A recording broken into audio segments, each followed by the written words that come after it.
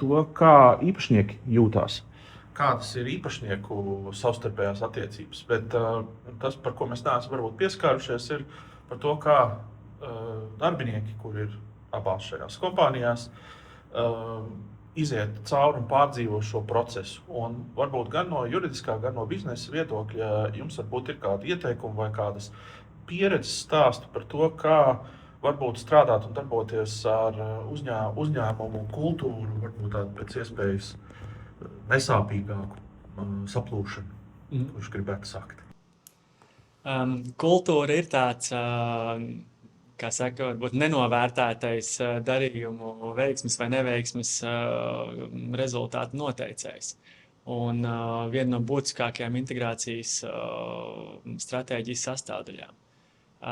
Un jāsaka, ka ir nereti darījumi nevis ir neveiksmīgi tieši finanšu vai kādu citu biznesa faktoru dēļ, bet tieši dēļ tā, ka nepietiekam uzmanība tika veltīta integrācijai.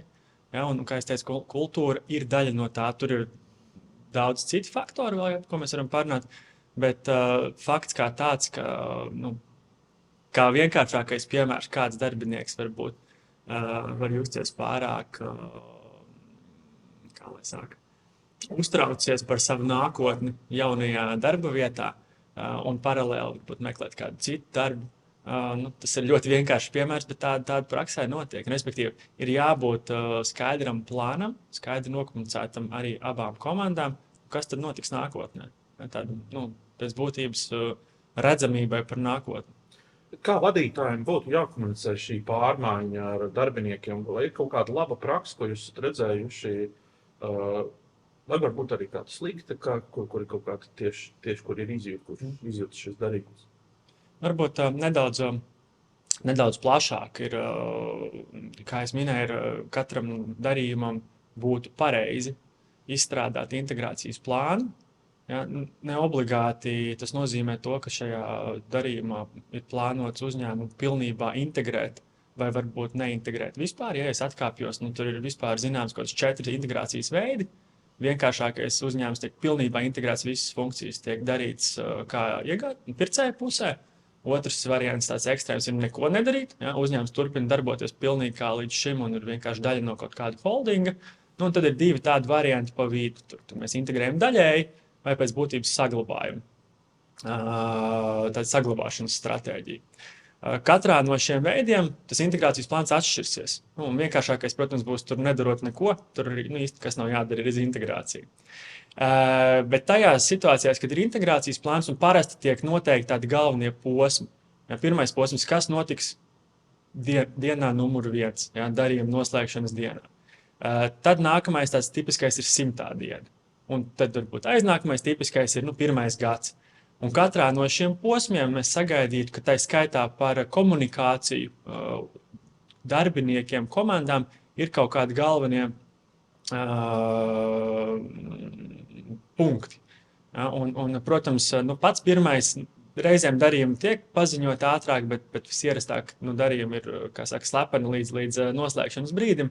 Tad tajā 1. dienā tas kritiskais aspekts ir komunikācija. Gan darbiniekiem, komandām, gan plašāk klientiem, sadarbības partneriem un tā tālāk. Tas arī ir kritiski, kā tu to izdari. Un tad, kad tas pirmais vilnis jau ir sagramots, kā teikt, tad mēs ejam tālāk. Un nākamais, kas ir būtiski, izrunāt konkrētas atbildības robežas. Kuri darbinieki atbild par ko, kādi ir mērķi, noteikti kādi ir KPIs arī, lai būtu, kā teikt, tie mērķi sasniedzami, ko vēlējās sasniegt abas puses ar šo te darījumu. Tas ir ļoti skaidri jāizrunā un jau no paša sākuma jānosprauž. Teiksim, situācijā, kur izvēlas nedarīt neko vai pieņem, ka kultūra atšķirības nav lielas, var nākties saskarties ar dažādiem pārsteigumiem. Ja? Jo īpaši cilvēku resursu ziņā. Teiksim, ir komandas, kuros ir izteikti neformālie līderi. Kas principā, kuriem aizejot, vai kuru viedoklis var paralizēt darbību, var to ievirzīt kādā nevēlamā gultnē uzņēmumam, Un noteikti ir būtiski iedziļināties šajos jautājumos, apzināt šo, jo nav divu pilnīgi identisku uzņēmumu, nav divu pilnīgi identisku uzņēmumu kultūru. Ar to šis ir tāds mazais mīts, pieņemot, ka, teiksim, ja ir tā sajūta, ka mēs taču esam viens un tas pats, tikai formāli mēs piemēram, apvienojamies un turpinam dzīvot to dzīvi kopā. Tā kā noteikti tas ir plāns, tā ir skaidrība, skaidra komunikācija, robežu novilkšana, ja, tas ir svarīgi abām iesaistītajām pusēm, jo īpaši darbiniekiem un komandai. Vai komunikācija ir jābūt līdz pat pēdējiem, līdz pat zemākās ranga darbiniekam, vai runājam mēs tikai par video menedžmentu, kuram tālāk tas viss ir jānokomunicē. Piemēram, darbinieku skaits ir liels. Tas atšķirsies, un daļai no tā, ko Aneta teica, kāda ir tā kultūra. Varbūt uzņēmumā ir pierasts, ka ir tāda daudz līmeņu komunikācija, kur tiešām no augšas augstākā vadība sāk komunicēt tur. Vidēja līmeņa vadībai un tālāk varbūt tur kaut kāda zemāka līmeņa vadībai komunicē jau vidējā līmeņa vadība. Varbūt tās ir visu darbinieku sapulces, kur tas tiek komunicēts visiem. Tas atšķirsies un praksē varbūt tam nav tik liela nozīme, ka šī komunikācija vispār tiek veikta laicīgi un korekti. Un tā es varbūt vēl gribēju izcelt, ka pēc būtības jau lielākā daļa darījumu, kur to iegādi veids strādājošs uzņēmums, viņš iegādājas citu strādājošu uzņēmumu, tā integrācijas stratēģija izvēlētā ir daļai integrācija. Tas nozīmē to, ka mēs mēģinam apvienot labāko no abiem. Ja, tur pircējiem ir kaut kādas lietas, ko viņš acīm redzot dara labi, bet tajā pašā laikā, ja viņš iegādājas citu strādājošu uzņēmumu, viņš saredz lietas, ko viņš vēlas saglabāt no tā uzņēmuma. Un tas ir ļoti svarīgi, ka tas tiek salikts uz tās, kā saka, kartes jau pirms darījuma noslēgšanas, lai mēs saprotam, kas tad ir tās funkcijas, ko mēs vēlamies no viena no otra ieviest, saglabāt, un tad jau tālāk sākt plānu, kādos termiņos un ko mēs darīsim. Ja mēs runājam konkrēti par varbūt darbinieku prizmu un kultūru, skaidrs, ka viens no galvenajiem riskiem ir darbinieku nenoturēšana, talantu pazaudēšana, un tas ir tādā tirgu kā Latvija, kas ir salīdzinoši maziņš tirgus ar jau tā diezgan ierobežotu darba spēku pieejamību, tas ir kritisks risks. Ja mēs pazaudējam darbiniekus, un īpaši tāds atslēgas darbinieks, vadības darbiniekus, vai riskējam viņus pazaudēt, tā ir lieta, kas ir jāmēģina risināt jau ļoti proaktīvi, un par to nevar sākt domāt 20. dienā pēc darījuma pabeigšanas. Mums ir skaidri jāzina, kas ir gan formālie līderi uzņēmumā, vadītāji vai citi atslēgas darbinieki, gan arī tādi, pēc būtības, neformālie līderi vai viedokļu līderi, kas arī spēj spēlēt lielu lomu, un ar viņiem ir jāstrādā, un šī komunikācija ir jāveic tā skaitā caur šiem cilvēkiem. Viens ir šis moments, ja mēs gribam, stratēģiju paredz to, ka mēs vēlamies strādāt uz to, lai noturētu kādus darbinieks, ja, bet varbūt situācija tieši pretēji, kur pārklājās ļoti daudz funkcijas darbiniekiem, uzņēmumiem apvienojoties, un ir paredzēts daļu darbinieku laist vaļā. Arī šeit noteikti šis ir jautājums, kuru absolūti nevajag atstāt uz pēdējo brīdi. Ir jābūt skaidram no pirmās dienas, kāda būs komunikācija. Cilvēkiem jautājumi būs. Tas ir uzreiz, tas ir pirmais, vai mana vieta šajā uzņēmumā ir droša, vai es saredzu nākotni šajā uzņēmumā, vai uzņēmums saredz manī kaut kādu potenciālu un gribēs sastrādāties arī nākotnē. Līdz ar to tā nedrošības sajūta, es teiktu, saglabāsies vēl kādu krietnu laiku. Ja mēs skatāmies, ka ir šie sākotnējie nogriežņi, pats sākums, ja, tās 101. dienas, ja, tas ar to nebūs gan. Ja. Protams, mēs redzam, ka praksē tikai pēc sastrādāšanās kādu noteiktu laiku, teiksim, varbūt tie 3, varbūt tie ir 6 mēneši, vadītājiem ir uzlikts par pienākumu tad izdarīt šo lēmumu, kurus cilvēkus tad mēs saredzam komandā un ar kuriem mēs to sadarbību slēdzam. Tā skaitā no kaut kādiem piemēriem Latvijas un Baltijas tirgu tādos apvienošanas darījumos, es domāju, tās sarežģītākās integrācijas, tā skaitā tieši no kultūras perspektīvas ir tās, kur tiek apvienot vai apvienojas konkurējoši uzņēmumi.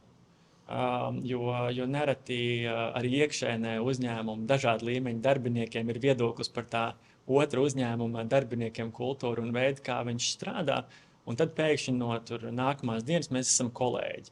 Un tad veidojās situācija uzņēmumā, kad vienā virtuves stūrī tur ir viena uzņēmuma bijušie darbinieki, otrā ir otra uzņēmuma darbinieki, un paiet diezgan ilgs laiks, kamēr viņi sāk tajā vienā kafijas stūrī stāvēt, dzert to kafiju. Bet tas ir sarežģītākais, un mēs zinām arī no kaut kādiem piemēriem te vietējā tirgu, ka tas prasa ilgu laiku.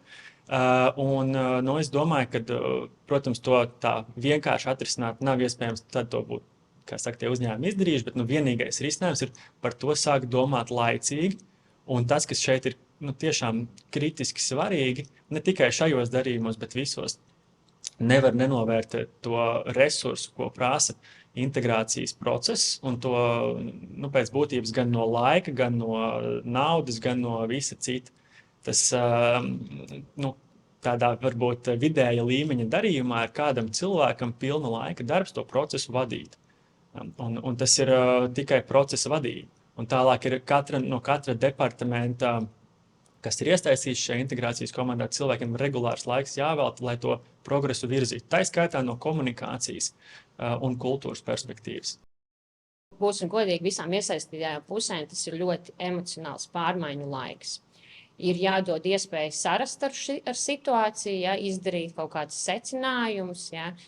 Ļoti svarīgi ir komunikācija par kopīgajām vērtībām, kopīgajiem mērķiem un tas, kur uzņēmums vēlas nokļūt, kādi ir izaugsmes mērķi. Ja. Es teiktu, ka būtu būtiski nerunāt tādos augstos plauktos tikai. Bet sarunāties gan ar vadības komandu, gan ar visiem darbiniekiem veidā, kuriem katram ir skaidrs, kādi šajā transformācijas procesā ir tādi pienākumi, mērķi, ko mēs sagaidām no darbiniekiem. Un šādā veidā veicināt to pārmaiņu procesu domāšanā, lai mēs pielāgojamies šeit jaunajai videi, kas nekad nebūs tāda, kāda bija iepriekš. Jā. Varbūt katrs padomājot, iedodot tādu īsu piemēru, vai pozitīvu vai negatīvu, kā ir notikuši kaut kas no tā, ko jūs esat redzējuši, kādas tās ir no tādas kultūras aplūšanas viedokļi. Vai saukt, nesaukt vārdā, kā jums pašiem ir kaut kas tāds? Es varbūt varu minēt, protams, mērķis, kāpēc notiek dažādi apvienošanās darījumi, var būt dažāds. Ja? Un teiksim, situācijā, kurā tas ir efektivizēt procesus un tam līdzīgi, ļoti svarīgi ir nospraust šos konkrētos KPIs un to iekļaut pietiekami ātri šajā transformācijas posma dokumentācijā. Un arī komunicēt darbiniekiem. Darbinieki nevar palikt uz jautājumu zīmes, teiksim, gada perspektīvā, un pēc tam atskatoties, var nākties izdarīt secinājumus, cik ir vai nav veiksmīga šī sadarbība pirmā gada laikā notikusi, un vērtējot, kas tad ir tie mīnus vai kritiskie punkti, rezultātā tas secinājums ir triviāls, mēs darbiniekiem vispār nenokomunicējām, kas ir viņu mērķis. Man būtu tāds plašāks piemērs. Nesen arī runāju ar vienu klientu, kas uzņēmēju, kurš veic ar savu uzņēmumu iegādes darījumu. Tagad jau kāds gads būs pagājis kopš tā, un viņš teica, ka likās, ka tas izpildes posms būs tas, kā saka, sarežģītākais un visvairāk viņa resursu, tā skaitā laika prasošais, tiek aptuveni 6 mēneši, kad gājām tur finansējām to darījumu pārunas, viss pārējais. Bet pēc būtības tas īstais darbs sākās pēc tam, kad tas uzņēmums ir iegādāts. Un tas kā to vērtību nepazaudēt vai radīt, ja tev visticamāk ir bijis kaut kāda vīzija, ko tu no tā iegādes darījuma gribi panākt, tas viss sākās tikai pēc tam. Un viņš teica, ka viņš absolūti nenovērtēja, cik daudz laika, viņš ir iesaistīts arī pats vadībā tā uzņēmuma, cik daudz laika viņam tas darbs paņems. Un ar to ir jārēķinās. Tas paņems nost uzmanību no citām lietām. Un vai tu dari to pats, vai nominē kādu citu uzņēmumu darbinieku, kas to spēj darīt, vai meklē palīdzību no ārpuses. Bet ja tu vēlies radīt to vērtību, ko tu esi sagaidījis no tā darījuma, tad visticamāk tas prasīs laiku, un ne laiku pirmo mēnesi, bet visticamāk, kamēr tas būs kā minimums pirmajā gadā. Un atsevišķos gadījumos tie var būt pat gadi. Un ar to ir arī jārēķinās. Tad, kad izzudīs abu komandu starpā šis mēs, jūs un mēs visi skatīsimies vienotā virzienā, arī būs brīdis, kad varēs pateikt, ka jā, šī integrācija ir bijusi veiksmīga, un tas process ir noslēdzies, un mēs uz priekšu skatāmies kā vienots organisms.